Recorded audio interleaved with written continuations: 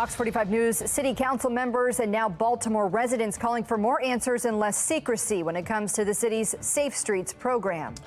Multiple people stabbed, the suspect shot dead by police. What we're learning tonight about breaking news in Montgomery County. And a skyscraper in downtown Baltimore selling for a third of its previous sale price. Why one economist says it points to a concerning trend here in the city. Live from WBFF in Baltimore, this is Fox 45 News at 10. Y'all getting all this funding, so why can't we find out what you're doing with this money? Calls for transparency within Baltimore's Safe Streets program growing louder after former Mosby director Shante Jackson's op-ed in the Baltimore Sun. Good evening. I'm Vincent Hill. And I'm Maxine Stryker. Jackson stepped down last month just before the Brooklyn mass shooting. Now she's defending the Safe Streets program and calling out two city council members.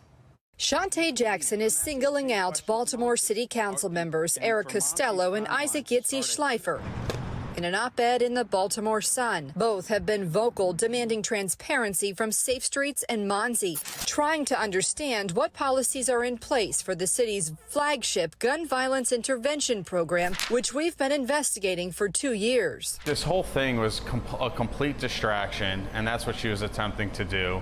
It was laced with inaccuracies.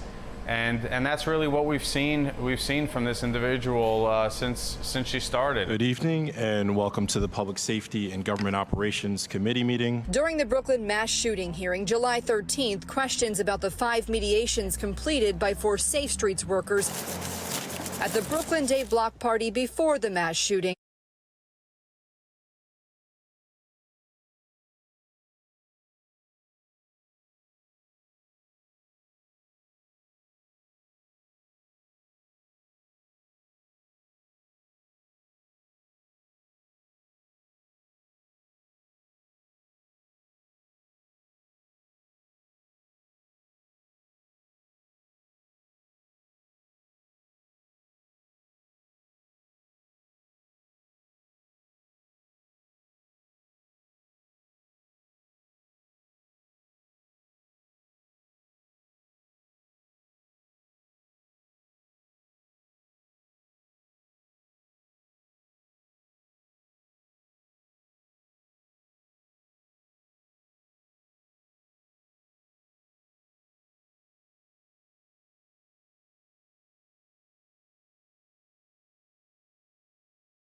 The best strategy is to continue doing this work and saving lives across Baltimore. Fox 45 News has been trying to find out how those workers are trained for years, but the Mayor's Office of Neighborhood Safety and Engagement refuses to tell us. Meantime, critics have been calling into question the Johns Hopkins report that Shante Jackson's op-ed is based on because of where its funding came from. The 34-page report on Mosby was funded by Baltimore City taxpayers, leading some to ask how effective it really is. Peace spokesperson Jarrettsville Morgan says Johns Hopkins should have funded its own report. Otherwise, the study could show bias based on the price tag. I think the fact that it is funded by taxpayer dollars is just another reason why Mosby and Catholic Charities and everybody else who is involved with this organization owes the public a duty to be as transparent as possible. I think that it raises a lot of questions about the methodology that was used, how sound it is. Well, Morgan also called the report misleading when it comes to crime reduction. Most of the data in the report comes from prediction models rather than actual police data on non-fatal shootings and homicides. And breaking overnight, 2 shootings in Baltimore, leaving 1 man dead, another injured. In northwest Baltimore, a 21-year-old man was shot. It happened on Park Heights Avenue, just blocks from Pimlico Racetrack. He later died. Police have not yet identified a suspect. And in East Baltimore, a 29-year-old man was grazed by a bullet. That happened on East Lafayette Avenue near Hope Street. He was taken to the hospital. Authorities are asking anyone with information to reach out to police or contact Metro Crime Stoppers at 1-866-7-LOCK-UP. As soon as I hit the corner, I'm ready to hit the corner, my leg went numb. I'm like, I got shot. And those are the words for many Baltimore City teens. The number of young people being shot and injured or shot and killed is something that we haven't seen in almost 10 years. Please, God, don't let me get shot. Please don't let me get shot. An unanswered prayer for 18-year-old Theo Douglas. I got hit 3 times. I got one right here. This is where it came out. One of 30 people shot in the Brooklyn Homes mass shooting. I never even thought in my life I would get shot. He's also one of the troubling numbers of teens 19 or younger shot in Baltimore this year. It's not hard to get a gun, so like it's like hard to stop that. According to Fox 45 News data, one youth is killed every week, one shot and injured every 2 days. The latest, a triple shooting Thursday. The victims, 15 and 16 years old. So far, at least 60 youth have been shot and injured, and at least 11 shot and killed. The youngest victim, just 12 years old. 16 juveniles between 10 and 17 years old arrested for homicide. I pray, Father God, that one time they used to say that they won't live to see age 25, but now, Father God, the age is getting younger and younger. Saturday, a prayer vigil calling for an end to the violence. Prayer is not enough by itself. Reverend Al Hathaway says more needs to be done than just bended knees. If people don't have a moral compass, we've got to do some things that may seem a little bit more harsh. Starting with a strong message at the city level. As a city, as a community, we have to make certain that we are very strong as it relates to possessing an illegal gun. And immediate changes at the state level. I think the first thing that lawmakers have to do, they have to revisit that law that basically excuses young people 14 and under from any consequences for their actions. So that brings us to our question of the day. Should city and state leaders be doing more about the youth violence problem? So far, 100% of those who voted say yes. Go to foxbaltimore.com/vote to weigh in. Developing now, commercial real estate prices across the country are slumping as millions of people leave big cities for the suburbs. This week, a skyscraper in downtown Baltimore sold for a third of its previous sales price. Fox 45's Taylor Stewart spoke to an economist who says this sale, however, points to a concerning trend in Baltimore and could signal what's ahead for the city's once thriving business community. This is a building that plays a special role on Baltimore's skyline. It is one of the most beautiful buildings in downtown Baltimore. Economist Anir Basu is talking about 1 South Street, a 30-story building built in 1992, located in the heart of downtown Baltimore's historic business district. It sold for $66 million in 2015.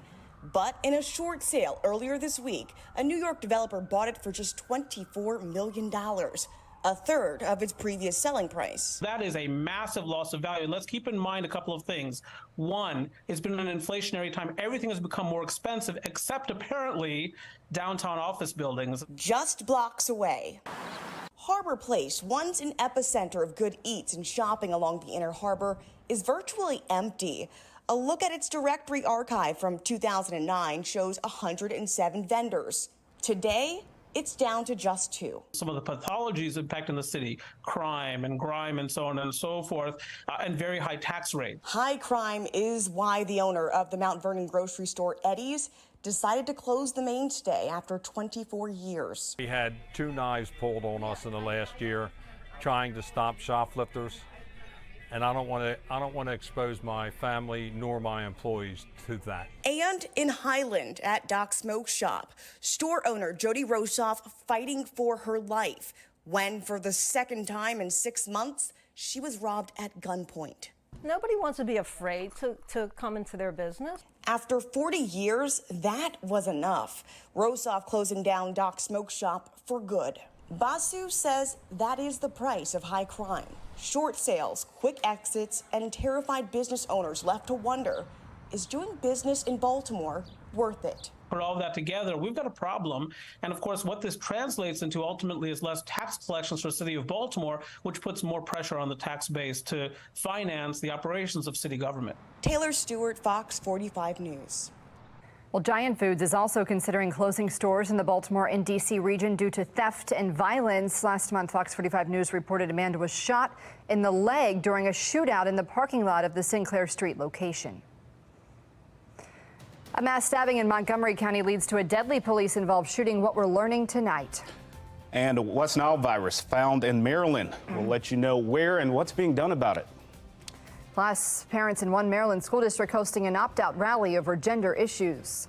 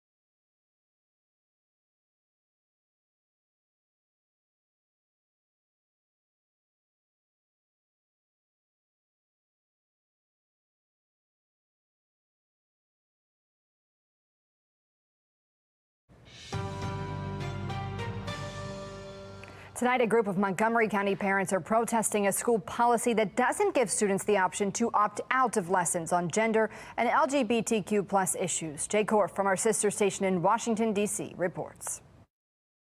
Save our children. Save our children. Hundreds gathered Thursday in Rockville for a clash of cultures. What do we want? When do we want it? Now! On the one hand, coalitions of primarily Muslims and Christians are demanding that Montgomery County School Board members reverse course and allow them to pull their children from classroom teachings that positively portray certain sexual identities. They believe the school system's curriculum, in this case, infringes upon their constitutionally protected religious rights and freedoms. They decide what your kid is going to think is right and what is wrong. That's too much power to hand over to somebody. Abby Spokane, an MCPS parent, was among a smaller group of counter-protesters. I think it's really important to teach the social and cultural history of all people. Spokane believes not teaching empathy or understanding about how some students fundamentally identify is counter to the American educational experience. And I'm just here to be a friendly face for those students who may be looking at this crowd and feeling unsafe or feeling unloved or unwanted, and that's not true. During Thursday's school board meeting, during public comment, MCPS's removal of opt-out has been a disastrous move. Parents continued to push to be able to opt out their children from classroom instruction that they find problematic. Dr. McKnight and board members, you have the ability to ease these growing tensions. Respect our rights. Some parents are so upset about this matter that they are now suing this school system over this issue. We should also mention that under state law, parents in Montgomery County can opt their children out of sex education classes, but not issues that come up pertaining to regular curriculum in the classroom. In Rockville, I'm Jay Korf for Fox 45 News. Right now, let's take a live look at the Inner Harbor, Towson, and Ocean City Boardwalk. Today, we saw plenty of sunshine, marking the first time, can you believe it, this month we haven't had rain on a weekend. So let's go ahead and check in with meteorologist Jasmine Lomax. It is the first time, I think, right? Yeah, and the humidity was low today. It was comfortable to be outside. My hair didn't get messed up, all that good stuff. It was a nice and pleasant treat, especially with the lower humidity, but temperatures only reached the mid-80s, so below average for this time of year. However, we are talking a major warm-up coming next week, and we start the week with the potential for showers, but still nice and quiet right now around the state. We are mainly seeing those temperatures in the 70s. Clear skies for much of us, seeing some more clouds over in Easton, but overall, a very nice night, and we will stay pretty quiet over the next several hours. Our temperatures will drop to the 60s, keeping us close to that average of 68, but tomorrow you will notice an increase in temperatures, an increase in rain chances, and also an increase in humidity, so you want to make sure that you are definitely practicing heat safety and keeping watch on the radar if you have plans to be outside. Now tomorrow we're looking at the upper 80s and low 90s, but we're looking at temperatures higher than that, the upper 90s possibly for the end of next week. I'll let you know just how hot temperatures get and when to expect the next chance for rain in my full forecast. Back to you.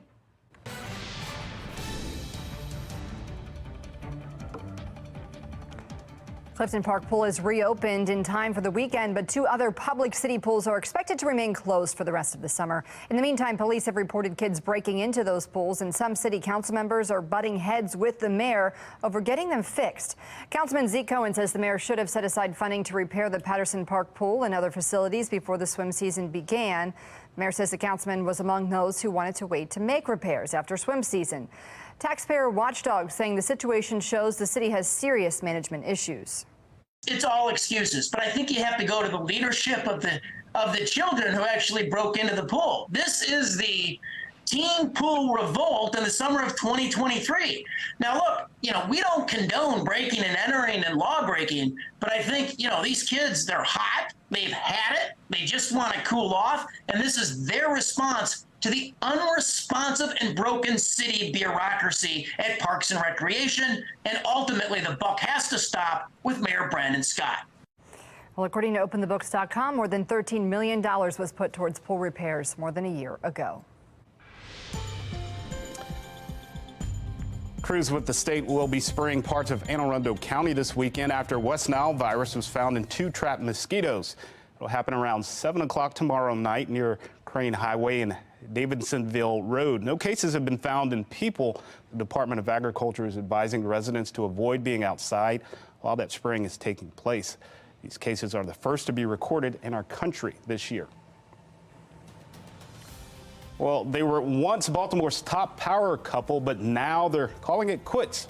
A look into the court filings for former City State's Attorney Marilyn Mosby and Council President Nick Mosby's divorce. Closing arguments in the trial of the Squeegee kid accused of murdering Timothy Reynolds begin on Monday. We're breaking down everything that's happened so far in the courtroom. Some of America's biggest tech companies making a plan about how they can work with artificial intelligence responsibly. I'm Atrell Nashar with a look at whether that plan can work.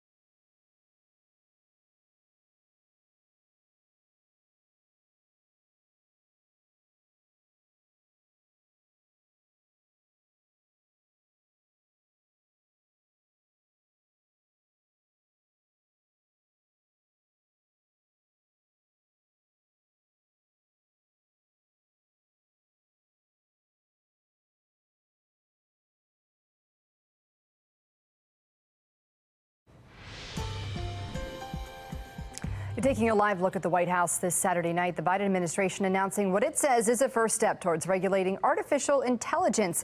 And it comes as executives of 7 top tech companies leading the AI charge agree to regulations. National correspondent Atra El-Nashar explains what those guidelines are and how they could impact users.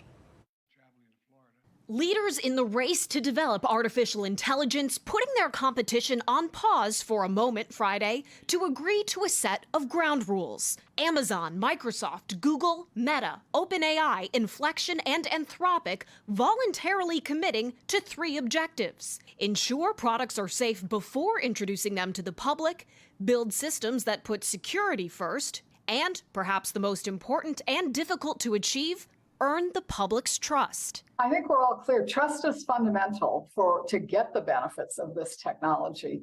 This includes adding watermarks to content so viewers know if a picture, for example, was made with AI, and putting new products through independent security reviews. The White House tells me they know there is more work to be done to come up with official enforcement mechanisms and standards for product testing, 2 things that would almost certainly need approval from Congress. An underlying fact about the work that these companies are signing up to do is that a lot of this work still has to be invented. Machine learning expert Patrick Hall says the agreement is a good step, but without the force of government regulation, doesn't expect companies to move the needle much on AI risk. They are under immense time pressure to move fast and essentially move fast and break things, the good old-fashioned Facebook mantra with these generative AI technologies. One issue the agreement does not address: how companies can responsibly use AI to perform tasks that are currently done by a human worker. It's a top concern for striking writers and actors who fear studios will replace them with AI-generated content. Part of a long list of worries policymakers have about what AI is capable of. For Congress, which holds the most power to create regulation, the biggest enemy may be time, as advancements in AI move faster than Washington. On Capitol Hill, I'm Atrell Nashar reporting. Hunter Biden's lawyer filing an ethics complaint against Marjorie Taylor Greene, the move made by Greene that Biden's lawyer is calling a political stunt. The Teamsters Union gearing up for a major strike against UPS while negotiations are hitting a wall ahead of the August 1st deadline. But coming up next, Marilyn Mosby files for divorce from City Council President Nick Mosby. A look at how this plays into her upcoming federal trial. And we are looking at the next chance for showers and storms tomorrow and again on Monday. After that, dry and hot temperatures. I'll let you know what to expect for the week ahead coming up in my Weather Authority forecast.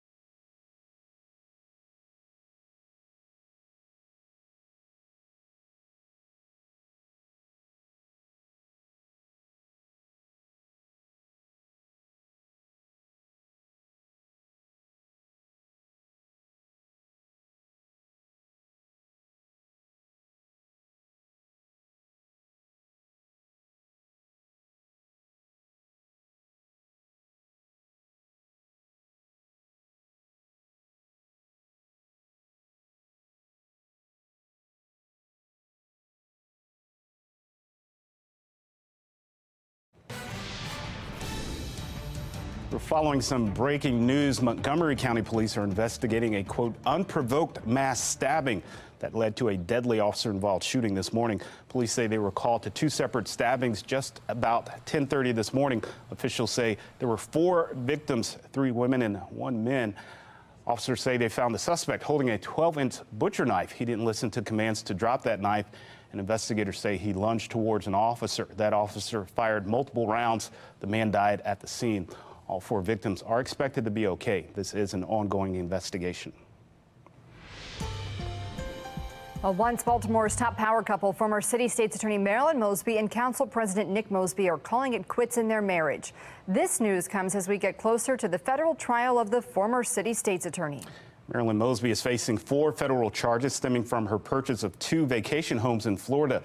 Nick Mosby isn't facing any charges and is running for re-election. Fox 45 Keith Daniels has more. Once regarded as Baltimore's power couple, embattled former City State's Attorney Marilyn Mosby files to end her marriage with City Council President Nick Mosby. Her lawyer submitting the paperwork at Baltimore Circuit Court Friday morning. According to the 2-page court complaint obtained by FOX45 News, Marilyn Mosby is seeking a limited divorce, joint child custody, and other financial relief.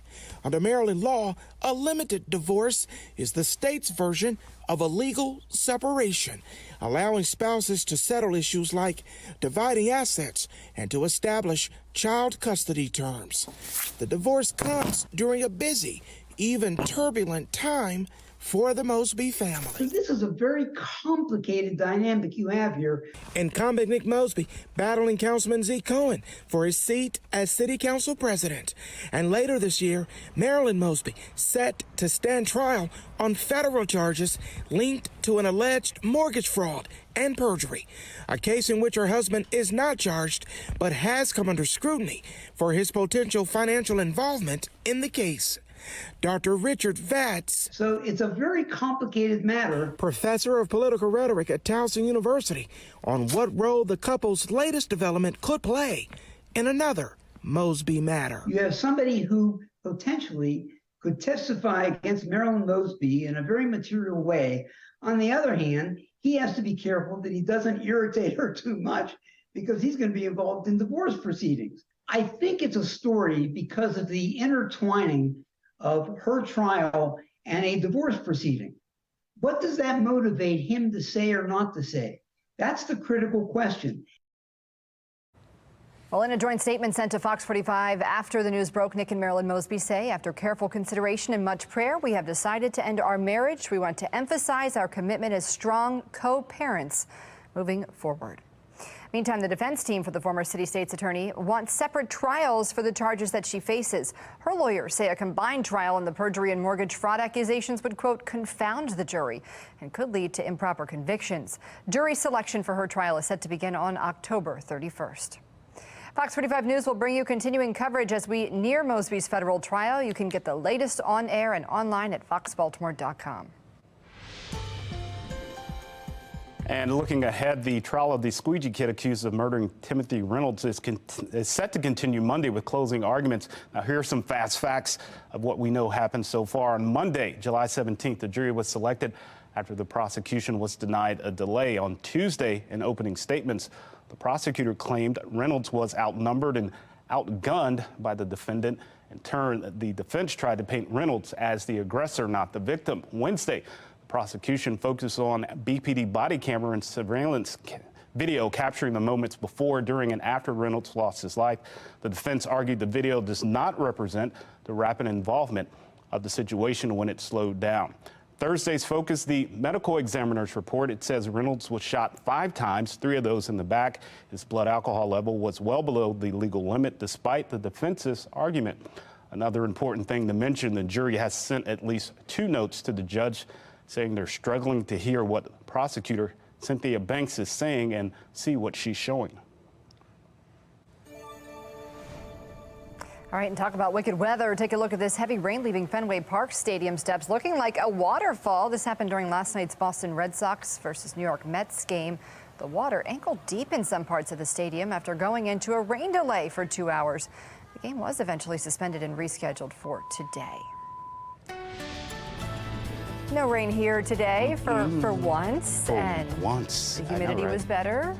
Could you imagine being at that game, though? No, that's crazy. It looked like the Titanic, you know, the scene where the water's flying down the steps. Oh, just awful there. Fortunately, no heavy rain in our sight, but we do have the chance for a few storms as we end the weekend. So hopefully we're able to enjoy the lovely weather that we had today. Temperatures were below average. Not only that, but we had plenty of sunshine and lower humidity. Still right now, we're seeing that low humidity. Temperature is around 74, but it actually feels more like 73 degrees. We've got nice and clear skies over Baltimore, and around the rest of the state, mostly clear and quiet with those temperatures in the 70s. Overnight, the numbers drop to the upper 60s, low 70s, keeping things fairly mild for this time of year. And then tomorrow, it gets a little bit hotter and the temperatures will be closer to average. We're talking highs reaching the upper 80s and even the low 90s in some spots. Now, we are looking at our next weather maker arriving. That's as this high pressure system moves toward the coast and that front continues to stall to our south. Now, we're not talking a washout for the day, but the showers could put an impact on some of your plans. So notice we stay quiet and clear overnight. We'll wake up to plenty of sunshine in the morning, but by the afternoon, more clouds start to move into our area, and there's the chance for a few very stray showers. So some areas staying nice and dry, but you want to make sure that you're keeping watch on the radar if you do have plans to be outside. There could be a couple of pockets of moderate, even heavy rain, but it won't be consistent. Things will quickly move out of here. We are looking at the chance for a few more showers as we start off Monday morning. Rain chances, though, begin to increase for the afternoon, and there's even the chance for a few showers and storms for the night. After that, it looks mostly dry on Tuesday, and then on Wednesday, mostly dry, same thing on Thursday. But as we head into the weekend, those rain chances do increase, and by Saturday, we are looking at the chance for more showers and storms for the weekend. 68 for the low temperature tonight.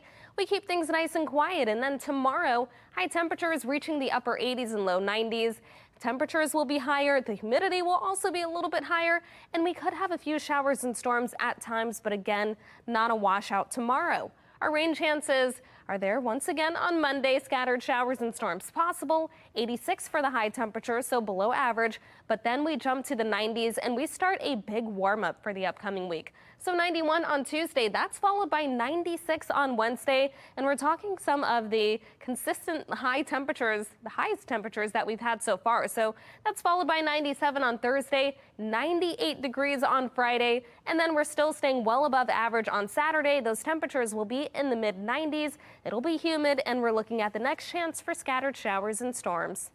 Back to you. Thank you, Jasmine. You can access the latest information when severe weather hits right on your cell phone. Download the Fox 45 weather app and search for WBFF in your app store. Ahead of a looming nationwide UPS strike, the Teamsters Union president is speaking out, saying now is the time to, quote, pulverize. Union President Sean O'Brien says 95% of their contract with UPS has been negotiated, but they're hitting a wall when it comes to paying part-time employees more. UPS has said it's ready to up its offer on pay and benefits, and talks are set to resume next week. O'Brien says the union is ready and prepared to stop working. We did not get a deal. UPS has chose to strike themselves, and we will withhold our labor July 31st at 12:01 a.m. But if we get a tentative agreement subject to ratification and we're going to recommend it, then we will not withhold our labor. If contract negotiations fall through, the strike will be the biggest the country has seen in almost 60 years. Hunter Biden's lawyer has filed an ethics complaint against Republican Congresswoman Marjorie Taylor Greene for showing graphic sexual photos at a congressional hearing earlier this week. It happened Wednesday during a House Oversight and Accountability Committee hearing. 2 IRS whistleblowers were testifying about claims the Justice Department had politicized the criminal probe into the president's son. When it was Greene's time to question the witnesses, she held up sexually explicit pictures that had come from a laptop hard drive that allegedly belonged to Hunter Biden. His attorney slammed the move, calling it a political stunt. Well, we get our first rain-free weekend all month. Jasmine Lomax joins us after the break, looking ahead to your Sunday forecast. And nothing says summer like ice cream. Be More Lifestyle's Mark Clark heads to one local stop along the ice cream trail. He has more next.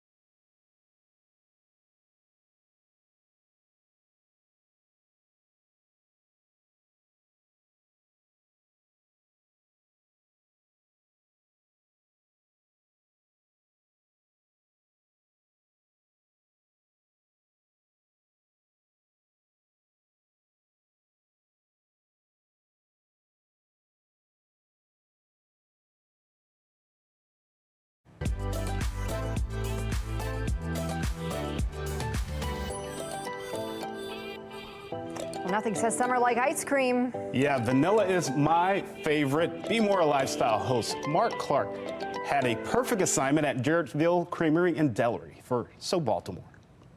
We're the Jarrettsville Creamery and Deli as we celebrate, actually, July is National Ice Cream Month. Yep. I'm with Matt from Visit Hartford, and Matt, it's not just about this location. There's a lot. You can go on the ice cream trail, right? Go on the ice cream trail in Hartford County and celebrate National Ice Cream Month like we do up here in Hartford County. Bring the excitement, man. Yes, yes. Let's go. Let's go. Let's do this. You know, we got delicious homemade ice cream up here. You have your cow-to-cone creameries. You have great creameries and delis like the Jarrettsville Creamery and Deli where we are this morning. Yep. We have a Mom and Pop Tracks, which is a special ice cream dedicated to Hartford County's 250th anniversary, which we're celebrating all year long. And, you know, we got a lot going on. So if you go to visithartford.com and you download our Hartford Digital Passport, you can go and you can check in to places and build up points to win prizes from us. So taste your way along Hartford's ice cream trail. That's such a great idea. Now, we can't have all this lovely ice cream and not eat it. I agree. I'm so totally... You go first. What do you want? I got the cotton candy. It's delicious. I'm going to go with the cheesecake. Cheers. Shall we? Cheers. I'm already digging in.